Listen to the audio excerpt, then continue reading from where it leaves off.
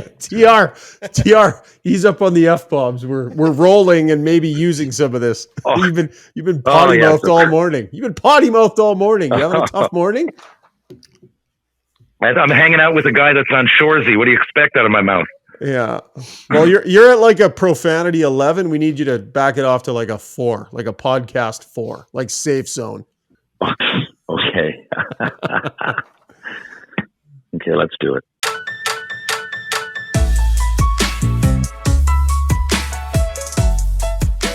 It's getting old, battling back, It's exhausting, it's tiring. We just give up too many goals.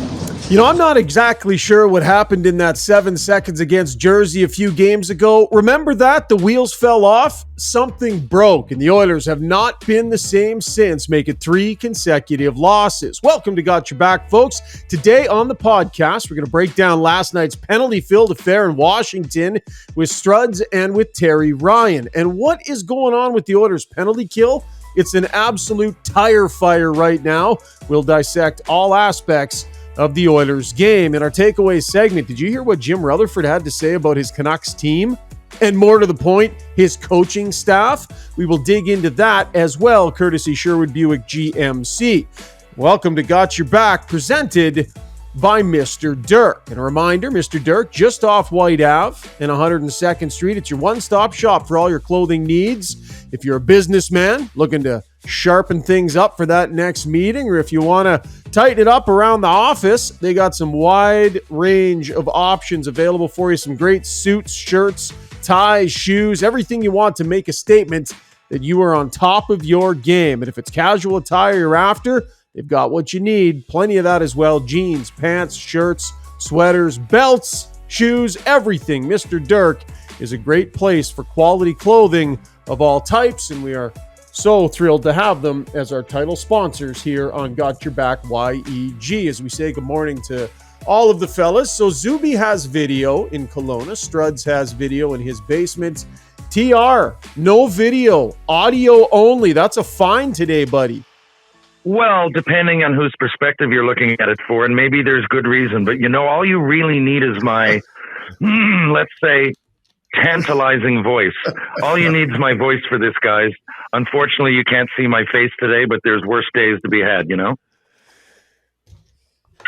Yeah, I don't know, buddy. The voice is good, but I don't know. Last time you were bringing it with the shades. You've always got the sunshine glistening right through the middle of your face. I don't know, Struddy. We're missing something not having TR's face on this thing.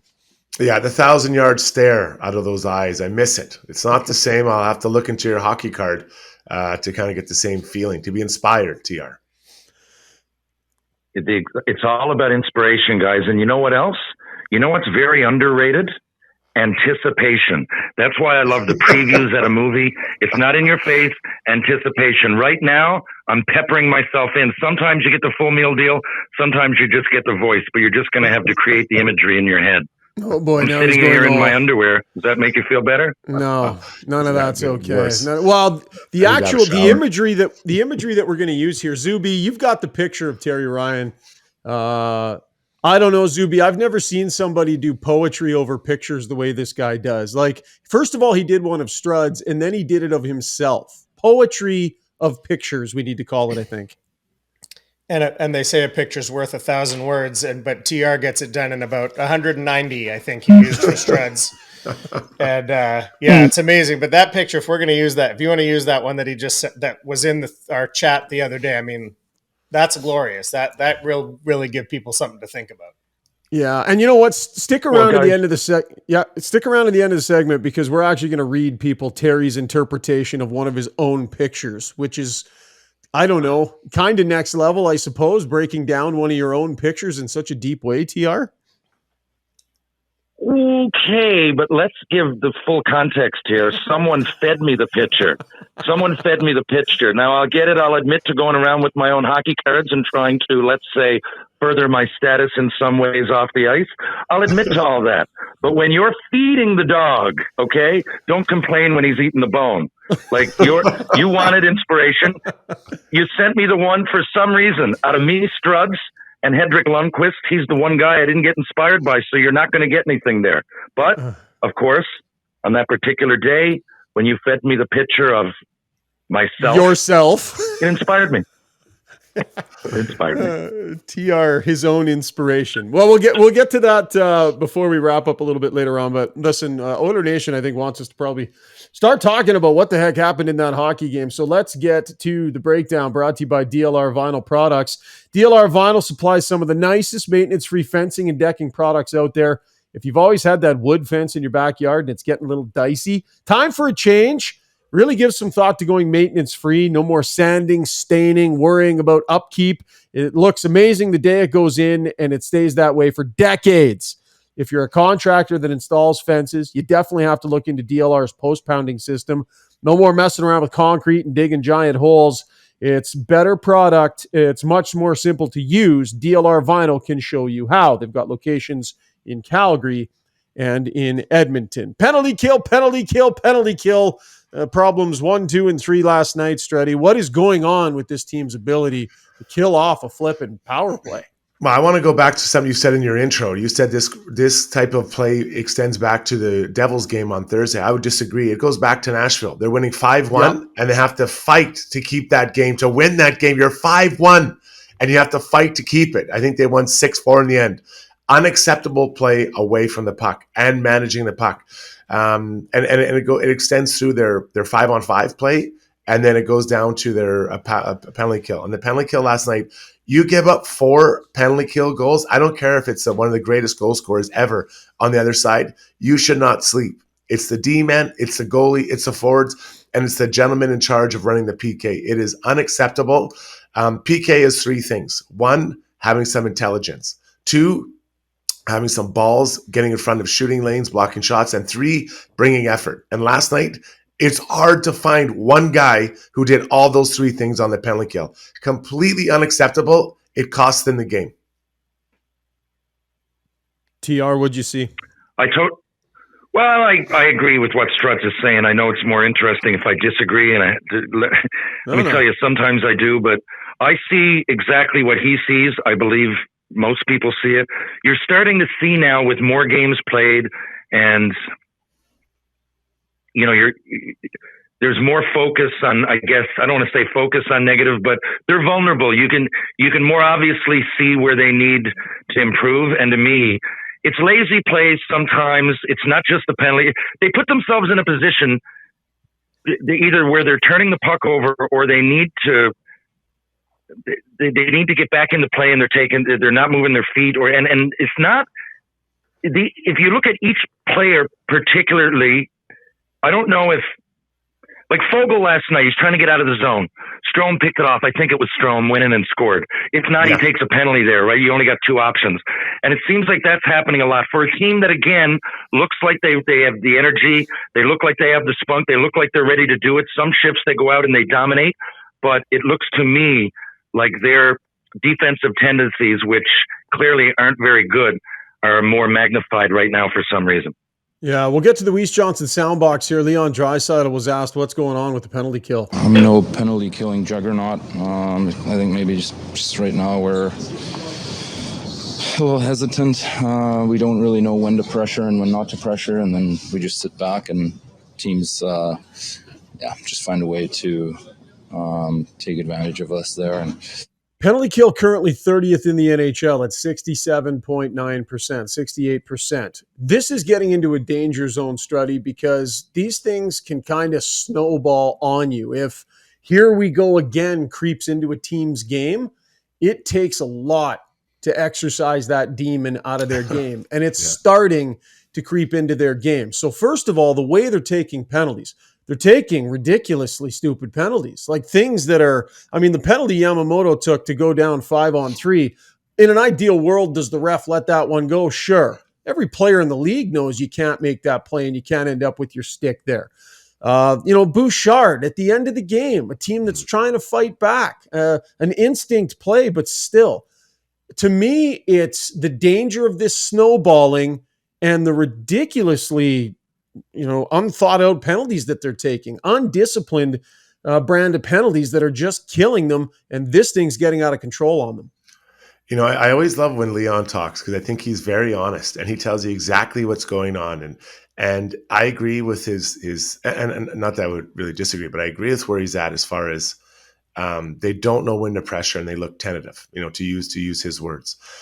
It starts right off the face-off. They're losing too many face-offs in their own zone. It's one thing to lose it with a tie. It's another to lose it clean, and they're losing it clean, and so the other team started to right away. And then what's happening is I didn't like playing the 1-1-2 style of kill. And not that you can play a box anymore, the way people set up the bumper, but it's very confusing because it puts a lot of pressure on those forwards, right, to make it the right play. And then a D, it's a great way to put pressure on the way the bumper guy puts pressure on the penalty killers. But what we're seeing a lot, and we've seen 3 goals in the last 3 games, I think 3 or 4 games, where Cody Ceci, or in this case, Cody Ceci, the guy in front, he's on the backside of players who are getting high tips. So if you think about the first goal, the puck, Darnell Nurse goes out to confront the shooter at the dot, as he should, takes away kind of the far side of the net, but he can't take away the far pass. He can put his stick, I would say his probably stick was out of position, but the puck gets zinged in there, and Cody Ceci's on the other side of 2 Washington Capital players there. So both of them, one or both, in this case, I think it was Strome that tipped it in there without any pressure. I believe Ceci has to be on the strong side of that so that he can deflect or not encourage passes there. We've seen it now too many times. So that's just one example, but the details just aren't there, and they are tentative, and they are, because when you jump over the boards and you think you're going to get scored on, you're going to get scored on. That's just the way it is. That's life. But when you're feeling good about yourself, it doesn't look that way. But man, I keep looking through the roster. Who else can they have kill penalties? Who else can they have kill penalties? Like Kane's now killing penalties. Fogel, it has to actually, they're making him close his eyes when the penalty kill is on. They don't want him to even watch the penalty kill. Yeah. Like it is, there's a lot of problems because they're running out of guys. And having Leon out there to kill penalties is great in the Stanley Cup playoffs. You don't want it right now because it's taxing him. Yeah, I agree. It's look, focus, determination, sacrifice, words like this tend, to me, improve your power play, if nothing else. I don't know that they define it, but they improve it. So I know some of these are bounces, and some of these you're like, well, they were outnumbered and no one really did anything blatantly wrong, although CC on a few of them, yeah. I mean, especially the one last game in front of the net, was it Ben? I just don't get it. A big guy like that, you got to get on the defensive side of the puck. It's Adam hockey. But it's focus. It's a term. The good teams find a way, right? So last night, I think 4 of the 5 goals. I mean, come on. Good teams find a way. And not only that, I thought the Oilers were given a pass a few times. I thought McDavid took a few penalties in the offensive zone that weren't called.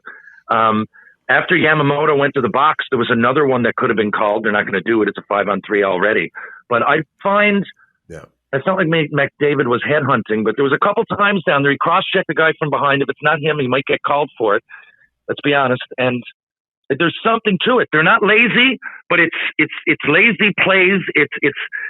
It's not being focused at these right times. I mean, I've gone into games and my legs are going. I go out for a good warm up, and I'm ready to go. I can tell myself I'm ready. I can go out there with all the energy I want, but then all of a sudden, my mind got to be focused. The little plays like Yamamoto and Bouchard at the end of the game, that's just having to think on your feet. And if you're not right into it, it's not the Stanley Cup playoffs every game. We know that. But you've got to fine-tune your mind to be ready in those situations because, you just can't have so many misfires. And it's in the back of your net. And here's a team that were ready to be beaten in the Washington Capitals. The Oilers had every reason to come out on fire. They were going on a road trip, like I said, get the boys together. Now you've got to come out of this, right? That was the perfect game to go in on the road at the start of your, not a start of your trip, I guess, but the timing was right to come out there and have a good game. And I thought a few of them, I don't know if they were sleeping, I don't know if they took it for granted, but it just seemed to me to be a series of lazy plays, and it seemed that they almost all of them bit them in the end. And they got a few penalties, not to keep going on that, but they really did. I thought they were let off the hook. I thought they could have gotten 3 or 4 more penalties, to be honest with you. So 19 goals against in their last 4 games played. We'll go back to the Weiss Johnson soundbox. Struds, I want you to react to what Jay Woodcroft says here. He's talking specifically about the penalty kill and the number that are going in, but I think maybe this is larger picture and in some ways, has to be a subtle nod towards the goaltending. Right now, the way it's going is it's going in the net against us, and we got to find a way to stem that tide and stack a few good penalty kills on top of each other so that you build a little bit of confidence. Right now, our confidence level on that kill, since we've been touched up, isn't where it needs to be. Struds? Yeah, you think that's a shot at the goalies a little bit? I think it's including them in it for sure. I mean, it's going in, and they have been getting beat. I mean, Skinner was, beat with a couple of point blanks and nice shots, but they're certainly not getting the saves, I think would be fair to say. And I'm positive that's part of what he means as well. It has to be. Yeah, it's interesting you interpret that because I wouldn't interpret that way. Like I look at when he says that, I think I'm looking at the confidence factor that he says, and I think Terry or TR talked about it a bit. There's zero confidence on this penalty kill, and so you have to build off something. So the way I would build it is that if I was Dave Mann, say, guys, you got to go out and you got to kill 45 seconds. That's all you have to do. Then we'll send out another group that's going to kill 45 seconds or even shorten it down to 30 seconds. Or every time you ice it down, change the penalty killers just so it's shorter blocks and get it going. The goaltending last night, I mean, Strom's shot's pretty good. It's a breakaway because the last guy back doesn't get it out. Do you want to put that around the goalie's neck? I don't know. You look at the second goal, Darnell Nurse comes out. Cody C doesn't take away. There's two high tips. He's trying to figure out, is it going to be a shot? Probably unlikely because Nurse is in a pretty good spot, but it's two high tips. Like I give the goalies a pass a little bit here, Sean. I don't read it the same way. TR, what did you hear from Woodcroft? Yeah, I tend to agree again. I don't want to, but I tend to agree again. Looking at the game, I mean, what would you think? We're all hockey fans outside of anything. You're looking at that game. Would you say goalie? I wouldn't. I didn't interpret it that way. Of course, they can tighten up a bit, but I think this is more of the team making some mental errors. Again, they can work hard with the best of them, but yeah, I think it's mental errors. They got to tighten up. The goalies weren't 10 out of 10, but I think there's a lot of things to be addressed before it gets to goaltending. I know we've had two games here. Hasn't been ideal, but a lot of mistakes is all I'm saying. A lot of mistakes out there that are not only are mistakes, but they're mistakes for a junior player. They're easily fixed mistakes. I said that before, don't panic. But now we're getting 3 or 4 games worth of it, even a couple of those that they won. There's big holes there. There's obvious things they need to work on. And if anything else, maybe a magnifying glass towards it helps a bit. Maybe now they can address it more clearly.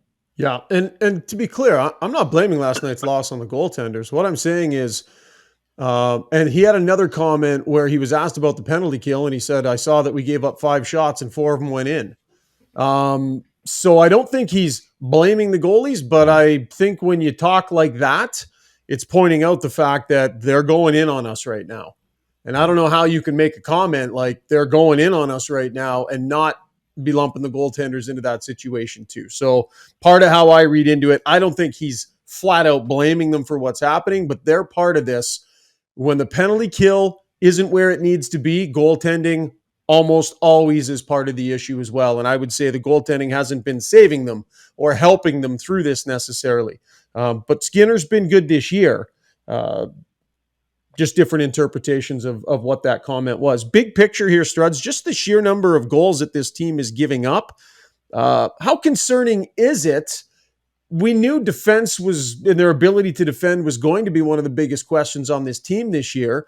Is this, they just haven't been playing great lately, or are you seeing a fatal, fault line in their game that might be more about personnel?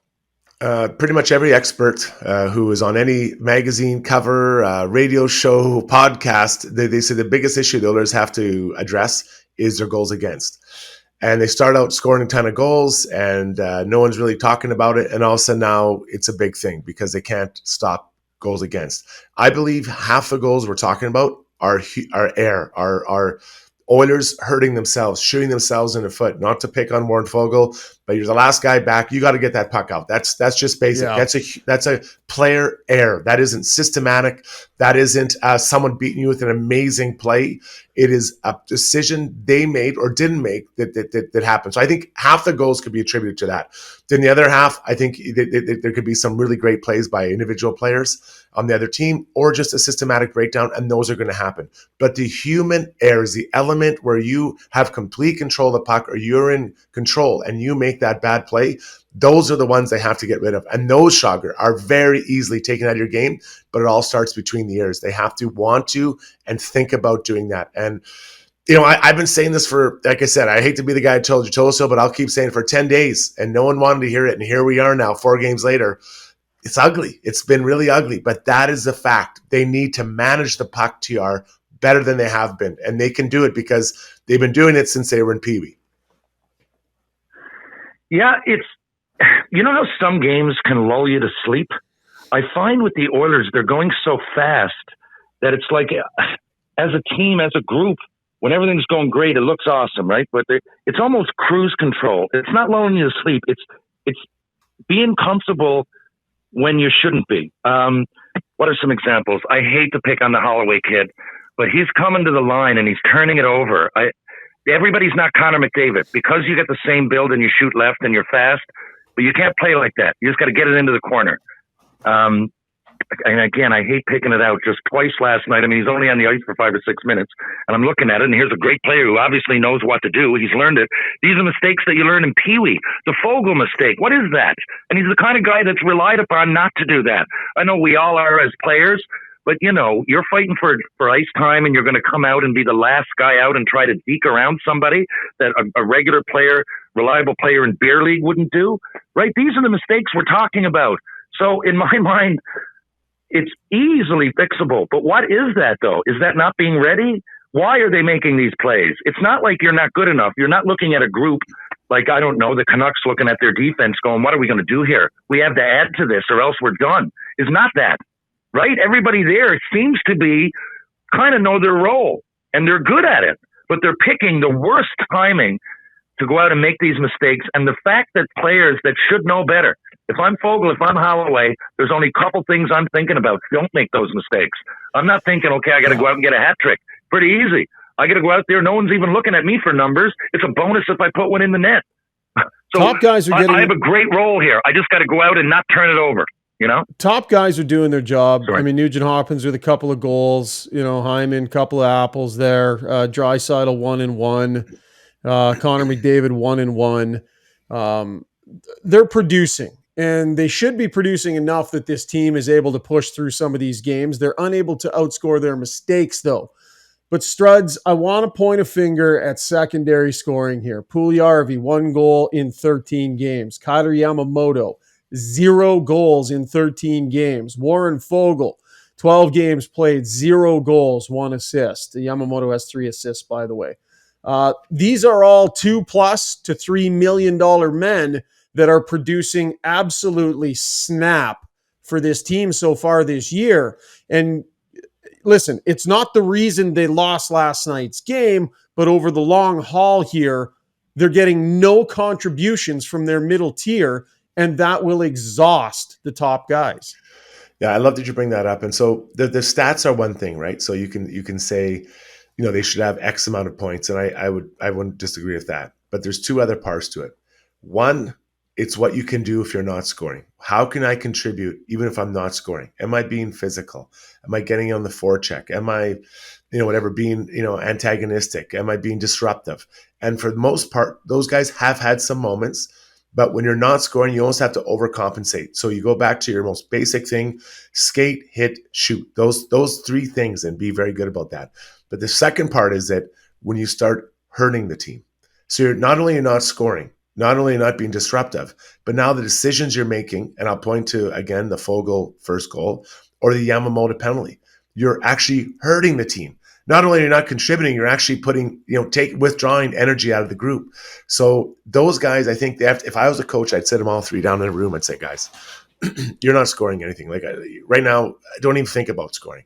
I want you to think about being a positive influence on this team, on those areas I just outlined, And then you've got to bring energy to the group every night. Don't worry about the goals. It'll come. It'll come. But the other things are things you can control right now. And this is a start of a new season. By doing that, I think you'd can kind of empower them to be ready for the next game, which is obviously right away. But they need to get a clear focus of what they need to do. Don't worry about scoring. Don't even think about it, because right now it's sucking the life out of you. Yeah. And when it comes to Puljujärvi, you just mentioned, again, this guy mystifies me. If I'm him, I'm just going out because he's so fast and big, and you notice him out there, but he does a whole lot of nothing. Like, go finish hits, be in the right spot, and go to the front of the net. Take shots. Don't overthink it. I don't know. He has all the tools. I know sometimes he comes out and he finishes hits, but I mean this. He's got to focus on it. Like, I don't know. I'm trying to think. Zach Cassian, okay? 5 years, I don't know when it was. He overachieved, of course, but he was at his best. I'm just thinking a right-hand shot, in the same kind of position. A little different of a player, but, I'm trying to think of a parallel. He was best when he was finishing those hits. He was just finishing hits. He wasn't thinking about going out and scoring. But Puljujärvi, I don't know. To me, if I'm coach, I'm looking at it going, at some point, dude, you got to give us something here. And I know it's there to give because I'm looking at you. He was elevated. Not to pick one person out, but yeah, he was elevated, and it's fine. TR, you point out whoever you want, man. They're all on display. We can say whatever we need to say about him. It's all professional. What I'd say about Puljujärvi was elevated, and then by the end of the night was down in the lineup. 14 minutes and 6 seconds. He did have 3 shots. He did have 3 hits, 4 shot attempts. Of the 3 of them, I would say last night he was the least of the culprits. But in the big picture, those middlemen got to start producing something, because McDavid and Draisaitl and company, like, there were some shifts last night where Leon Draisaitl looked like he was absolutely frustrated out of his skull, exhausted, and it just the body language went. And I'm not even blaming him. I can imagine what it's like trying to carry around the offensive load from a group where nobody else outside of the top 4 or 5 guys is able to contribute in a meaningful way. Like, they can't rely for anything from anybody else on any given night except for their top guys right now. And that's got to be getting exhausting, and it's wearing on them. And to me, it's starting to show. Okay, guys, great job. That was a breakdown brought to you by DLR Vinyl Products. On the other side of the break, we're going to head to Vancouver. Man, Jim Rutherford on a radio show leaned in to his coaching staff, a coaching staff that has already been under fire this year. Plenty more to come here on Got Your Back, presented by Mr. Dirk. Joined now by Sterling Dirk, right inside the beautiful store over at Mr. Dirk. Sterling, time for a little rapid fire. You up for it? I'm ready. Here we go. All right, true or false? You took on title sponsorship of this podcast for the sole purpose of fixing Jason Strudwick's mess. True. His wife came begging for help. It's going to be a long, beautiful relationship. It's going to take us a while, pal. All right, true or false? If someone's frustrated looking at their wardrobe, doesn't like their options, it's immediately $1,500 to make any change. False. You start with one item, you build it up. It's like anything in life. You just need to kind of start placing those pieces and then adding more and more, but it doesn't need to happen all at once. True or false? Suits are the main thing that Mr. Dirk offers. False. Actually, we carry a wide array of product from jeans, shoes, socks, underwear, t-shirts, casual wear. I mean, we specialize in tailoring, but we are head to toe for all of our clients, from weekend to regular everyday office. Great stuff. Check out the shop just off White Avenue at 102nd Street. And for all their stock, visit them online, MrDirk.com. Thanks, Sterling. I'll see you soon, buddy. I'm due. We'll see you soon. Hey, Struddy, question for you. Have you ever tried putting in your own fence? I sure have. Between digging the posts, mixing up cement and digging the holes, is absolute killer. It's brutal on the back. Well, listen, what if I told you you could put in a fence without having to dig a hole or mix any concrete? I'd be much more likely to come over and help you out. Yeah, well, you're not the first guy I would call, but thank you for that. Listen, my brother's company, DLR Vinyl Products, they've come up with a system where you can actually put high-quality vinyl fence in the ground without having to dig a hole, without having to mix any concrete. They can teach do-it-yourselfers how to do it, and they can also work with contractors who might be looking to start installing vinyl. It's super high quality product. The great thing about it is that it has fantastic longevity. You put it in, you don't have to worry about staining or sanding or anything like that. I've been lucky enough, Struddy. They've put in multiple fences in my different yards and they've built me 3 decks. I have totally abused the fact that my family is in the fencing and decking business, but it's great product. Give Rob a call in Calgary or Rick a call here in Edmonton. This is a company my dad started. It's a family business. I'm super proud of it. That's DLR Vinyl Products in Edmonton and Calgary. All right, time now for takeaways, brought to you by Sherwood Buick GMC, just off Baseline Road on the way into Sherwood Park. It's the #1 GMC dealership in all of Canada for 5 years running. Have you seen the all-new redesigned Sierra 1500? They've got a wide variety of trim levels. I'm lucky enough to have the Elevation, and it's amazing. The Denali Ultimate is regarded as the most advanced and luxurious in its class. Sherwood Buick GMC actually has inventory as well. A lot of places are struggling with that right now, but when you go there, they'll have trucks for you to test drive. They'll have trucks for you to buy, and if they don't have the one you need, they'll get it in, and they'll get it in quickly. That is the power of a dealership the size of Sherwood Buick GMC, and also they are wide open for trades. Visit SherwoodBuickGMC.com. Struds, what's it like on a team when you're constantly giving up leads? A team's inability to protect a lead, that has to cut right to the core of its confidence in any game that you're taking part in. Well, it does. And then what happens is when you get up, you expect the worst to happen, right? And it's a very dangerous game. And then you also, I used to get very frustrated by it because as a defensive player, I took great pride in being able to stop another team from scoring. And it's hard. They're trying as well. But you will like to think, or I'd like to think that I could shut down, the other teams, whether it's on the 5-on-5 or penalty kill. And all of a sudden you're giving up those leads. So it's even more frustrating because like this kind of cuts to the core of who I am. So, when I look at the Canucks and their whole situation, like it is, obviously there's a guy in there, the president in Rutherford. I know he's not the GM, but he's the president who's unhappy with the direction it's going. And when the GM is coming down and talking like he is, he's already said a lot of things behind closed doors. Now he's saying it publicly. So the gloves are off. Yeah, and we're going to get to those comments here. We're going to get to the Weiss Johnson soundbox. Reminder, it's a great time of year to look into a furnace for the garage. I'm doing that right now because winter is here and want the family to be able to get into a nice, toasty, warm car. So give Weiss Johnson a shout. They've also got some end-of-season air conditioners on at 15% off right now. They've got a showroom at 5803 Roper Road. They did my air conditioner last year, doing my garage heater this year. Friendly service, friendly staff, awesome local company. That is Weiss Johnson. As we go to the Weiss Johnson soundbox, talking on Sportsnet Radio, here is Jim Rutherford after his Vancouver Canucks blew a 3-0 lead and lost to the Nashville Predators. They started their season blowing 4 straight multi-goal leads, which was unheard of. Here is Jim Rutherford. I didn't like our training camp, and we continued into the early part of the season the same way as our training camp was. And in order for us, there's a lot of things that have to happen, but in order for us to become a better team, we have to play with a stronger system and really be more accountable for some of the things that some of the players are struggling with. Okay, didn't like our training camp. Have to play with a stronger system in order for us to become a better team. TR, those are some pretty coach-related areas that a guy way up the food chain is digging into very publicly. God, yeah, and it seems to be unraveling, doesn't it? There are instances where sometimes you need to give your team a little bit of a kick, maybe in the media, maybe subconsciously, maybe half-assed. But, you might say a comment, make people aware. But the thing is, right off the bat, it started unraveling. I'll give you an example of sometimes you might push the button a little bit too early. I think a few weeks ago, Sheldon Keefe said some things in Leafland, and it was like, hey, man, don't burn your chances to, publicly snap here.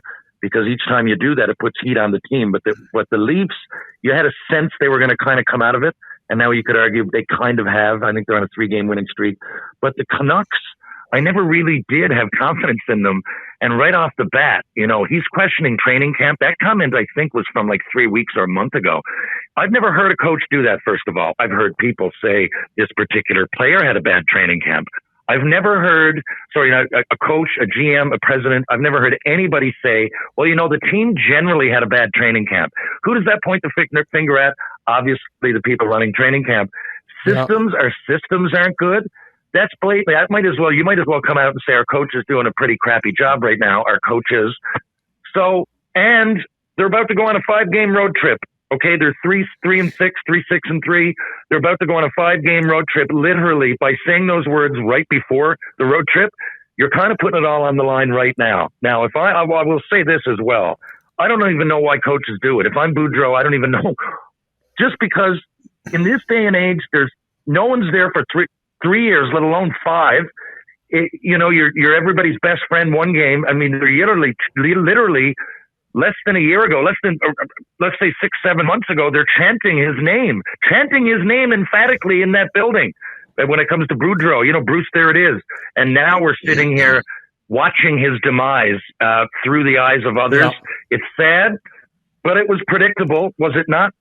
Yeah, so Struds and Patrick Johnston followed up with Rutherford about what he meant about training camp, and here was the quote that Patrick Johnston quoted. Quote, you saw the games and the practices, not enough extra drive and tempo to prepare for a 5-game road trip and have a structure to make it easier for the players to play in all situations. That was a follow-up quote when asked for clarification on training camp, Struddy. That is damning. It is. So, I coach. I don't coach at the NHL level, but I do believe in tempo and pace and having intensity in practice. And a training camp, John Tortorella, I think he goes over the top, but he wants his players game ready after training camp, right? And you see players ease into the regular season. And I don't necessarily like that. I think you have to be ready to go right away. So that is directly a way the coach will coach that training camp. And same with practice. I know there's a lot of games in the regular season, but when you have a window of opportunity to practice, you got to practice with tempo. Right? Tempo doesn't mean you practice for 2 hours. It can be 3 drills over 24 minutes. When some of my best coaches, they would say, okay, we're going to have a 32-minute practice with these 4 drills. I want you guys to go. And we'd be flying around the ice. And I loved it. You just feel like you were just going. Then after or before, you could work on your little skill stuff, your one-timers. And not that I really worked on that, but that you get the point. Yeah. But so he is taking a direct shot at Bruce Boudreau. There is no chance Boudreau will be back as a coach of this team next year. There is no way after those. They can go on an incredible run, but when someone's calling out your system play, which a coach should be very sure and proud of, and your training camp, I mean, what is there left to do? There's nothing else to criticize a coach about. There's another dynamic at play here, guys. The other dynamic at play is that there's a layer of management between Jim Rutherford and Bruce Boudreau. That's Patrick Allvin. He's the new general manager, right? Yeah. And albeit a new general manager, he made the decision or was part of the decision for Boudreau to be returning.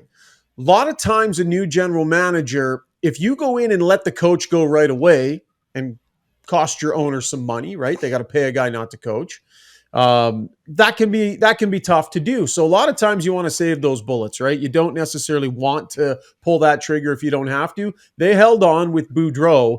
Rutherford is a step above on the ladder of Patrick Allvin.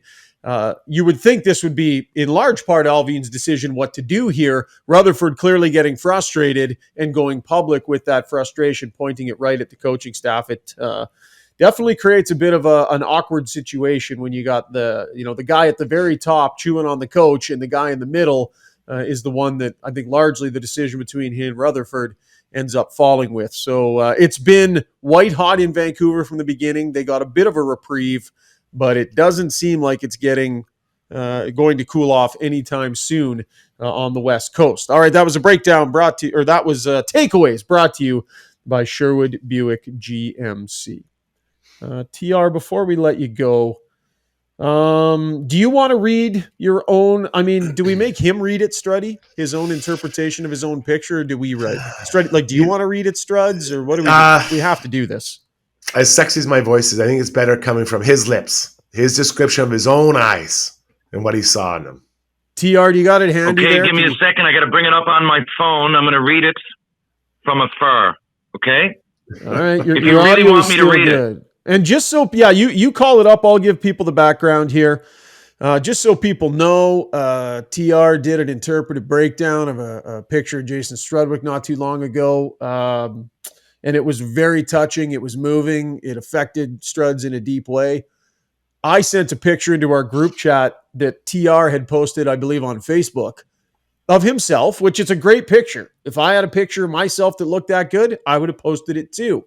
I sent it into the group chat, and suddenly out of the blue, we get another one of TR's interpretations of his own photo. So Zuby and Post will add some nice music. TR, go ahead, buddy. Break it down for us. Well, so here it goes. Yes, and you're right. I was fed this, by the way, because that's a big part of this. Because I know enough sandbagging. Just read the damn thing. I'm a pretty good guy. I'm average look, a little bit above average, but I'm not into myself enough to start writing poetry and sending it around. So I was fed this. Okay. You were fed this, right? Second of all, yes. Timing has to be right. It's got to be the right time of night. Middle of the day, I'm too busy. When I get home and I relax, I sit back and I take a break, and I have my meal. I indulge a little bit. I watch TV. And now I'm in my zone, and you've hit me twice when I'm in the zone. So here we go. I love it. We love it. Go ahead and read. So Struds asked me, where are the shades? That was the first comment that came after you posted the pic. And I said, no need for shades. The eyes tell the whole story. The story of a boy, once diffident and naive, who left his home wide-eyed and curious, if also a little ambivalent about embarking on a unique adventure that will reap rewards, but not without adversity on an international level not seen around these parts since St. John's, born and bred John William Slaney, lifted his team, province, and nation to world junior glory back in the early 1990s, the sweet spot of human history, before the smartphone and social media, but after the inventions of electricity and TV dinners, of course. This boy is now a weathered soul. He still has the spirit of a young man who left home, but the knowledge of a world that'll eat you up and spit you out before you can say goal scored by Jonas Höglund. The man, now middle-aged, looks defiantly into a future he can't control, but knows holds many more adventures if he can just keep himself on the right side of good for another quarter century or so. At one time, the joke was on him. Now, as evidenced by his ever-so-small smirk and near-sarcastic gaze over yonder, he's in on the joke, if there's even one out there anymore to be had. This isn't his world by any means, but this old soul isn't wearing those rose-colored glasses anymore, and the turnip truck broke down decades ago. What we are left with is a vulnerable man, cloaked in a young boy's clothes, about to make the best of what is likely borrowed time in this incredibly awesome but ultimately tragic game of life. My goodness. And there you go. I feel bad for making fun of you. That was you bore your soul. That was deep. Wow, TR. I told you guys, right? That's how I deal with anxiety and stuff. I just go out. I think the world's over-medicated. I get you all, like I said, that's my wheelhouse at night. I'd be writing something. I'd be writing poetry to one of my two cats or my lizard, Charlie. So I might as well do it to you guys. Well, TR, all fun aside, thank you for sharing. Your words are poetry. And I'm just going to keep sending you pictures of me or Zuby until something inspires you. Like, I think we should have people send in pictures that you can do this with. I think this would be valuable for people to get your interpretation of their life's moments, Struddy. Like, you've had it done, Struddy. It's life-changing. It is. I can't wait to see what he says about you, Shogger. A gout-filled It's got to be the right life picture, though, Shogger. You got to send me the right picture, not just you sitting back driving your car and with your hat on backwards, just a random middle-of-the-day Edmonton picture. It's got to be something that grabs, that says something about you and who you are, or a moment in time. It's got to be something inspirational. I'll leave you to choose the picture, and I'm always here for your reading pleasure. All right. My wife and I will dig in. We will find a picture for TR's interpretations. I think we got a brand new segment. Hell, we might have a new podcast. Well, it's good. I already did one for your wife a month. Oh, she didn't tell you about that. Oh, funny guy now. Funny guy now. Zuby, hang up the phone. TR, you're done for the pod. Hang up the phone, Zuby.